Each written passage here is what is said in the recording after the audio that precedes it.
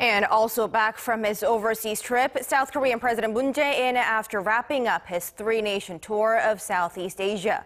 President Moon too called his trip a success, saying it helped his administration make diplomatic strides on various levels. Our presidential correspondent Moon Gun-young has this report.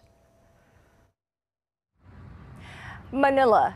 South Korean President Moon Jae-in traveled here with two huge agenda items on mind. One, building stronger ties with the ASEAN region, and two, rallying support for South Korea's policy vis-a-vis North Korea's nuclear weapons program.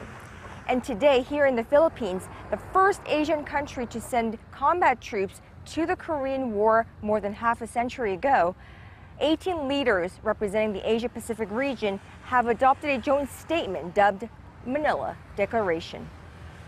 We urge North Korea to stop provocative and threatening actions and create conditions conducive for dialogue.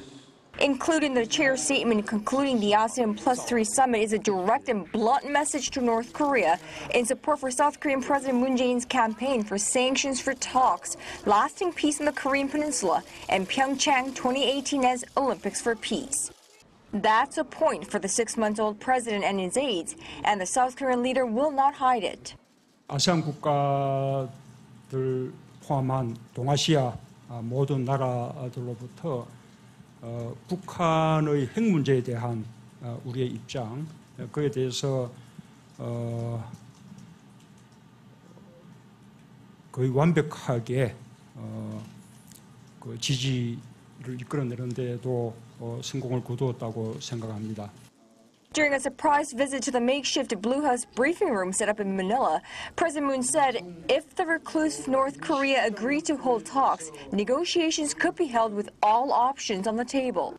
저는 북핵 문제 해결을 위한 대화 국면으로 넘어간다면 지금 북한의 핵과 미사일이 고도화된 상황에 비추어 보면 빠른 시일 내에 단숨에 북한 핵의 완전한 폐기 이렇게 가기는 현실적으로 쉽지 않을 거라고 생각합니다. On his back-to-back talks with the Chinese President Xi Jinping and Premier Li Keqiang, Mr. Moon admitted that the THAAD issue isn't completely resolved between the two countries.